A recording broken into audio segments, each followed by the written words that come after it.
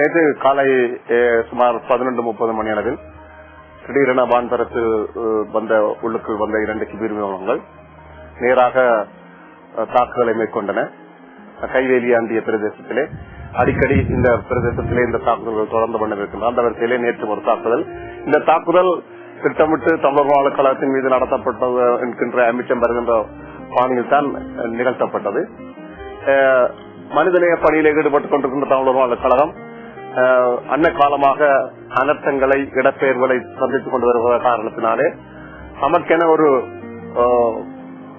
பொதுவான ஒரு களஞ்சியத்தை உருவாக்கி சில பொருட்களை அவசியமாக தேவைப்படுகின்ற உணவு, உணவல்லாத தற்காலிக குடில் அமைப்பதற்கு வேண்டிய பொருட்கள் போன்ற பொருட்களை சேமித்து வைக்கின்ற களஞ்சியமான ஒரு பெரிய களஞ்சியமாகத்தான் அந்த கைவேலி களஞ்சியம் இருந்து வந்து கொண்டிருக்கின்றது. அங்கு சில பணியாளர்களும் அந்த நேரத்திலே பணியில் ஈடுபட்டுக் கொண்டிருந்தார்கள். அந்த நேரத்திலே திடீரென வந்த இந்த 2 கிபீர் விமானங்களும் தரமாரியான குண்டு தாக்குதல் நடத்தின.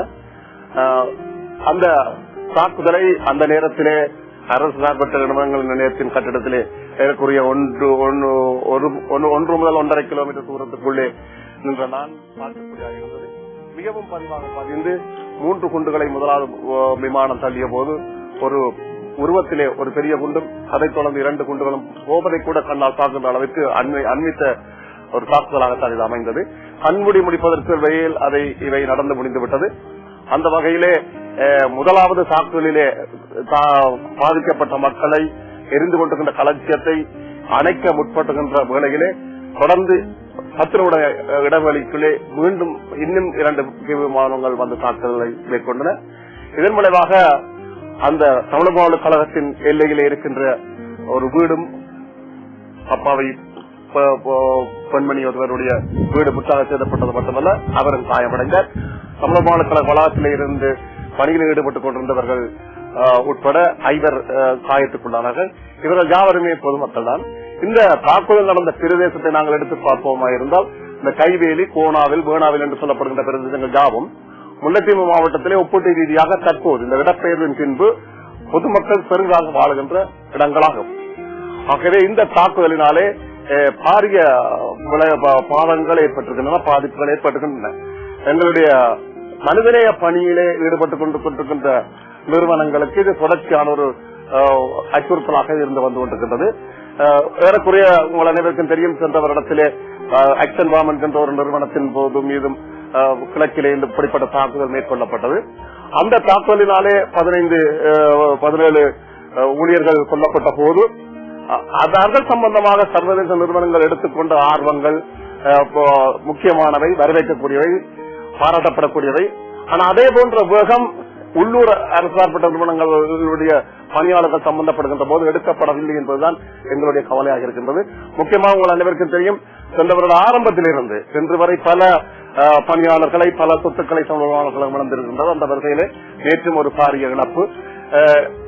ஏற்கனவே கணக்கு முடக்கப்பட்டு எங்களுடைய பலங்கள் குன்றிய நிதி வளத்திலே பார்க்கின்ற போது மிகவும் நலிந்து மெலிந்திருக்கின்ற நாம் ஏதோ ஒரு வகையிலே மிச்சப்படுத்திய பணத்தை வைத்துக் கொண்டுதான் இந்த களஞ்சியத்தை உருவாக்கி இருந்தோம்.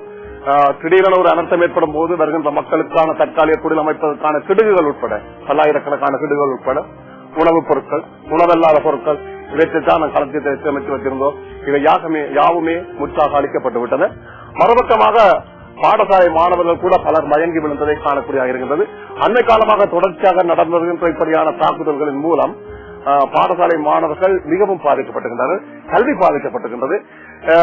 தொடர்ச்சியாக சிறுவர்களுடைய பாதுகாப்பு என்று சொல்லிக் கொள்கின்ற ஐநா சாசனம் உட்பட அதை செவிமடுத்து இங்கே பணியாற்றுகின்ற சர்வதேச நிறுவனங்கள், யூனிசெஃப், சேவ் தி சில்ட்ரன் போன்ற நிறுவனங்கள் இவரின் சிறுவர்களுடைய வேலை திட்டத்தில் முற்றுமுழுதாக ஈடுபட்டுக் கொண்டிருந்தாலும் கூட இதுபோன்ற நிகழ்வுகள், தாக்கங்கள் வருகின்ற போது அவற்றை உரிய இடத்திலே அதை எடுத்துச் சென்று, செய்தியை எடுத்துச் சென்று இவற்றை தொடர முடியாத வரையிலே தடுப்பதற்கேற்ற இந்த முயற்சிகளையும் பலனுள்ளதாக எடுத்திருக்கிறார்களா என்பது சந்தேகத்துக்குரிய விடயமாகத்தான் இருக்கின்றது. சிறுவர்களுடைய பாதுகாப்பு என்று சொல்லப்படுகின்ற விடயத்திலே இது ஐநாவினுடைய சாதனத்திலே ஏதோ ஒரு விதத்திலே உள்ளடக்கப்பட்டிருக்கும் என்பதுதான் எங்களுடைய பூரணமான நம்பிக்கை. அப்படியாக இருந்தால் அந்த உள்ளடக்கப்பட்ட ஒரு விடயத்தின் சம்பந்தமாக அதுக்கு எதிரான ஒரு மாற்றான ஒரு வேலை திட்டம் நிகழ்த்தப்படுகின்ற போது ஒரு தாக்கம் ஏற்படுகின்ற போது அவற்றை நிச்சயமாக இவர்கள் சர்வதேச மட்டத்திலே உரிய இடம் எல்லாத்துக்கும் கொண்டு செல்ல வேண்டும் என நாங்கள் எதிர்பார்க்கின்றோம். அந்த வகையிலே இன்றைய காலகட்டத்திலே நான் நினைக்கிறேன் அரசாங்கப்பட்ட நிறுவனங்கள் நிலையம் கூட இந்த விடயத்திலே தனது கவனத்தை செலுத்தி இருக்கின்றது. இதற்கான தன்னுடைய கண்டனத்தை சர்வதேச செஞ்சிலுவை சங்கத்திற்கிடமும் நாளை கொடுக்க இருக்கின்றது. அதற்கான ஒரு மக்களுடைய எழுச்சி கொண்ட ஒரு எதிர்ப்பு நிகழ்வொன்றை நாளைய தினம் ஒழுங்குபடுத்தி இருக்கின்றார்கள். அது ஒருபுறம் இருந்தாலும் நாங்கள் தமிழர் மாநில கழகம் என்ற ரீதியிலே நாங்கள் எங்களோடு இணைந்து இந்த மாவட்டத்திலே இந்த வன்னியிலே பணியாற்றுகின்ற சகல சர்வதேச மனிதநேய பணியில் ஈடுபடுகின்ற நிறுவனங்களையும் மனிதநேய பணியிலே சம்பந்தப்பட்ட அரச ஊழியர்களையும் கூட வேண்டி நிற்பது இந்த இப்படியான நிகழ்வுகள் எதிர்காலத்திலே குறைக்கப்படுவதற்கோ அல்லது நிறுத்தப்படுவதற்குரிய சாத்தியக்கூறுகள் எதுவாக இருந்தாலும் அவற்றை முன்னெடுப்பதற்கு எங்களோடு சேர்ந்து குரல் கொடுக்க அவர்களும் வர வேண்டும். அழுத்தங்களை இலங்கை அரசுக்கு கொடுக்க வேண்டும். அதே நேரத்தில் இந்த விளைவுகள் சம்பந்தமான தாக்கங்களை ஒரு நீண்ட காலத்திலே இதை நாங்கள் விட்டுக் கொள்கின்ற போது எங்களுடைய இளைஞர் சமுதாயமே முற்றுமுழுதாக பாதிக்கப்படுகின்ற ஒரு தன்மை உருவாகின்றது.